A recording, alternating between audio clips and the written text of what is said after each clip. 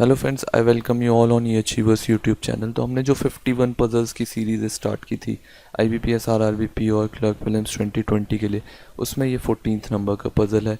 अब बात करें इन पज़ल्स की, तो जितने भी अभी तक हमने पज़ल सॉल्व किए हैं और जितने भी आगे करेंगे, ये जितने भी अपकमिंग बैंक एग्ज़ाम्स हैं सभी के लिए इम्पॉर्टेंट है। ओके, और बात करें इस पज़ल की, तो ये एक मेमोरी बेस्ड पज़ल है। RBI ग्रेड बी फेज़ 1 2019 का पज़ल है।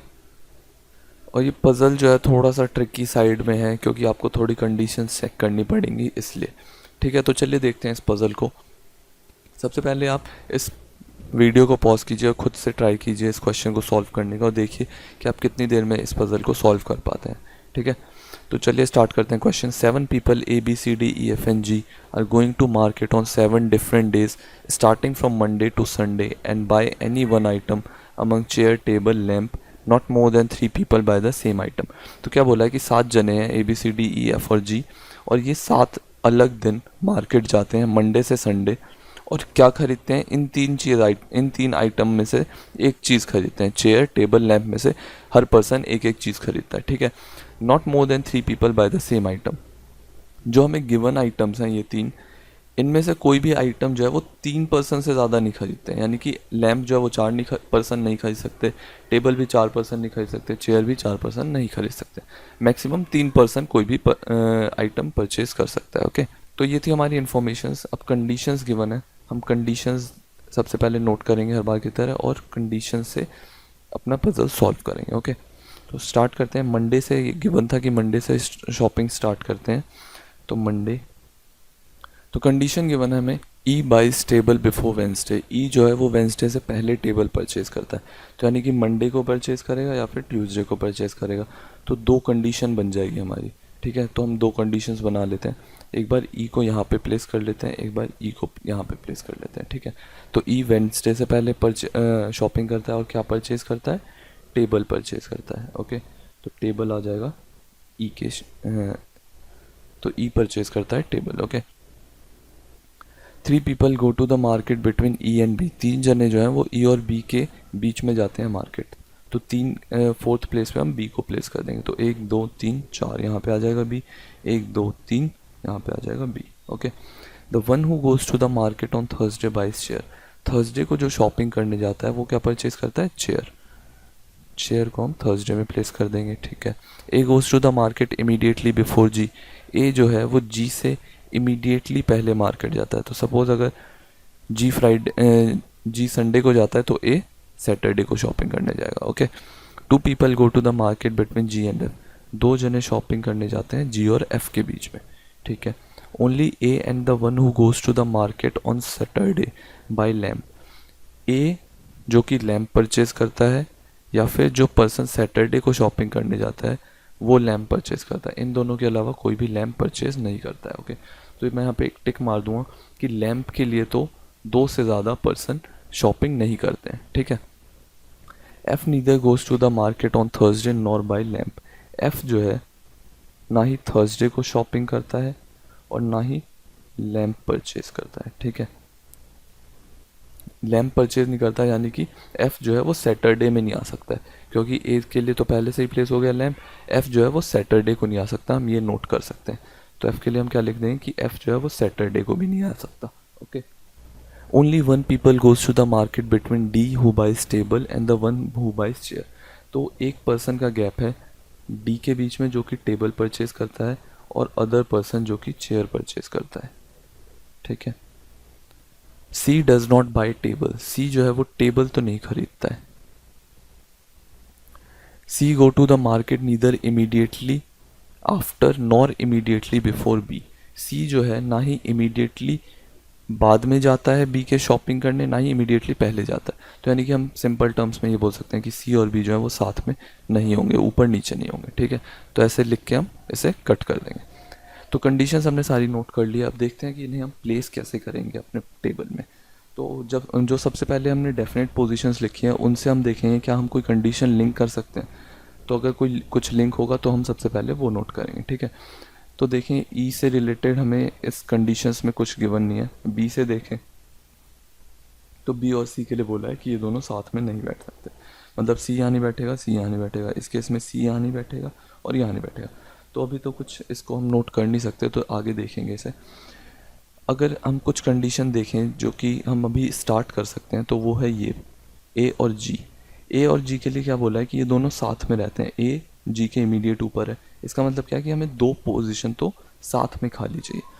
इन तीन प्लेसेस में हम ए और जी को रख सकते हैं, या फिर यहाँ पे ए और जी को रख सकते हैं। इस केस में देखें तो इन तीन पोजीशन में हम ए और जी को रख सकते हैं, ठीक है। तो इसमें हमें थोड़ी कंडीशंस चेक करनी पड़ेगी। सबसे पहले हम खुद से एक बार वर्बली चेक करेंगे, एक दो पोजीशंस रख के माइंड में। अगर वो वहाँ पे गलत हो जाता है तो ठीक है, नहीं तो अगर गलत नहीं होता तो फिर हम नोट करेंगे उसे, ठीक है। तो सपोज करो ए को मैं यहाँ रखता हूँ, जी को यहाँ रखता हूँ, क्योंकि क्या गिवन था, जी के इमीडिएट ऊपर है ए, मैंने यहाँ पे प्लेस कर दिया। अब जी और एफ के बीच में क्या गिवन था कि 2% का गैप है, तो जी यहाँ पे है, तो 1 2 एफ को अगर मैं यहाँ पे रखता हूँ तो हमारा ये केस गलत हो जाए। क्यों? क्योंकि क्या बोला था, एफ जो है वो थर्सडे को तो शॉपिंग नहीं करता है। एफ थर्सडे को तो शॉपिंग नहीं करता है, तो एफ को मैं यहाँ पे प्लेस नहीं कर सकता, यानी कि ये कंडीशन हमारी गलत हो गई। ए और जी को मैं यहाँ पे प्लेस नहीं कर सकता।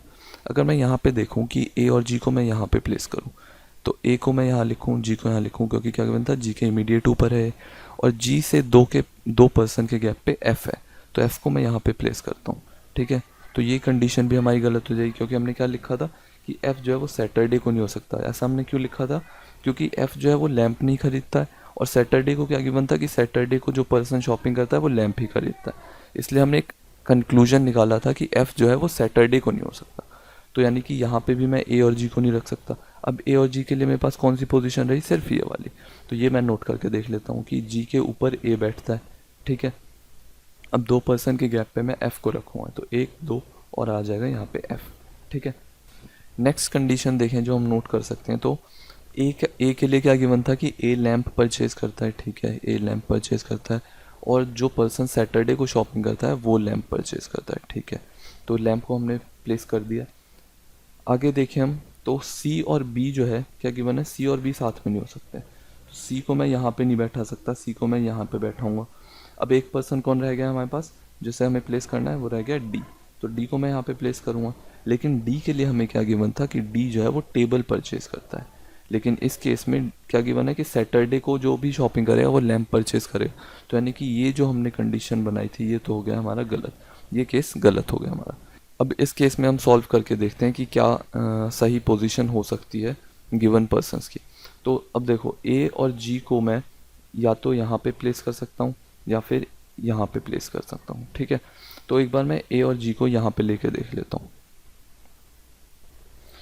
आप भी ऐसा करना कि डेफिनेट पोजीशंस होना जो भी, वो पेन से नोट करना, और जो आपको कंडीशंस लिखनी हो वो आप पेंसिल से नोट करना, ताकि आप उसे, अगर कोई कंडीशन गलत होती है तो आप उसे तुरंत मिटा के हटा दो, ठीक है। तो ए और जी अगर मैं यहाँ पे लेता हूँ, तो जी के 2 के गैप पे क्या है, एफ। तो 1 2 एफ, मैं यहाँ पे एफ नहीं रख सकता, 1 2 एफ, एफ नीचे भी नहीं हो सकता। तो यानी कि ये कंडीशन तो गलत है, ठीक है। तो फिर ए और जी को मैं कहाँ पे प्लेस करूँगा, यहाँ पे, जो एक दूसरी केस थी हमारे लिए ए और जी को प्लेस करने के लिए। जी के इमीडिएट ऊपर है ए, और जी और एफ के बीच में 2 का गैप है, ठीक है। अब देखो, जी और एफ के बीच में 2 का गैप है, तो यानी कि 1 2 एफ मैं यहाँ पे रखूँगा, ठीक है। और क्या, जी एफ को कहाँ रख सकता हूँ, तो 1 2 एफ को मैं यहाँ पे रख सकता हूँ। अब देखो, अगर मैं एफ को यहाँ पे रखता हूँ, एफ को अगर मैं यहाँ पे रखता हूँ तो क्या होगा कि 2 पर्सन जो रह रहे हैं सी और डी, उनको मेरे को इन्हीं 2 पोजीशन में प्लेस करना है कहीं पे। तो यानी कि सी को मैं या तो यहाँ पे प्लेस करूँगा या तो यहाँ पे प्लेस करूँगा, ठीक है। तो ये कंडीशन हमारा गलत हो गया, क्योंकि हमें क्या गिवन था कि बी और सी जो है वो साथ में तो नहीं बैठते हैं। तो यानी कि सी को अगर मैं सपोज करो भले यहाँ पे रखूँ या फिर यहाँ पे रखूँ, कंडीशन हमारा गलत होना ही होना है, ठीक है। तो यानी कि मैं एफ को टॉप पे नहीं रखूँगा, मैं एफ को दूसरी पोजीशन पे रखूँगा। एफ को मैं यहाँ नहीं रख सकता, एफ को मैं यहाँ पे प्लेस करूँगा, ओके। एफ को मैं यहाँ पे प्लेस कर दूँगा। और जो अदर कंडीशन थी हमारे पास वो क्या था कि ए जो है वो लैंप परचेज करता है, सैटरडे को जो पर्सन शॉपिंग करता है वो भी लैंप परचेज करता है, ठीक है। अब देखें, अगर तो हमें क्या गिवन था, बी और सी साथ में नहीं हो सकते हैं, तो सी को मैं यहाँ पे तो प्लेस नहीं कर सकता, सी को मैं यहाँ पे प्लेस करूँगा और डी को यहाँ पे प्लेस करूँगा, ओके। डी जो है वो टेबल परचेज करता है, टेबल हम यहाँ पे लिख देंगे, और टेबल, डी टेबल और चेयर के बीच में 1 का गैप है। चेयर ऊपर तो हम लिख नहीं सकते क्योंकि जगह है नहीं, तो चेयर को मैं यहाँ पे लिख दूँगा, ओके। तो देखें तो ये कंडीशन हो गई हमारी, ये कंडीशन हो गया, ये कंडीशन हो गया और ये कंडीशन हो गया। बचा कौन सा कंडीशन हमारे पास कि सी जो है वो टेबल परचेज नहीं करता है, ठीक है। टेबल परचेज नहीं करता है सी, तो यानी कि क्या परचेज करेगा, या तो लैंप करेगा या फिर चेयर करेगा।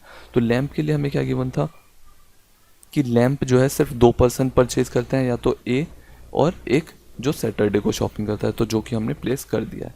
तो यानी कि सी जो है वो लैंप भी परचेज नहीं करेगा। सी के लिए क्या बचा, सिर्फ चेयर बचा, ठीक है। और ये कंडीशन हमारी सही है, क्योंकि चेयर के लिए मैक्सिमम हमें क्या बोला था कि कोई भी आइटम 3% परचेज कर सकते हैं। तो चेयर 3% ही परचेज कर रहे हैं, एक तो सी, एक जी और एक एफ। तो यानी कि ये हमारा सही है।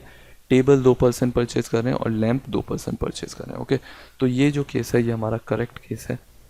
तो हमने देखा कि हमें कैसे कंडीशंस को प्लेस करना है टेबल में, ताकि हम मिनिमम टाइम में अपना पजल सॉल्व कर सकें, ओके। तो अच्छा क्वेश्चन था ये। इस टाइप के पजल्स की प्रैक्टिस करते रहिए आप। और जो प्रीवियस पजल्स हैं, अगर आपको प्रॉब्लम होती है तो 1-2 बार पजल सॉल्व कीजिए, उससे आपको आइडिया आएगा कि कैसे पजल सॉल्व करने चाहिए हमें, ओके। तो मिलते हैं नेक्स्ट वीडियो में 15 नंबर पजल के साथ। तब तक के लिए प्रैक्टिस करते रहिए रीजनिंग की, जितनी ज़्यादा कर सकते हो आप। मिलते हैं नेक्स्ट वीडियो में। Thank you for watching the video.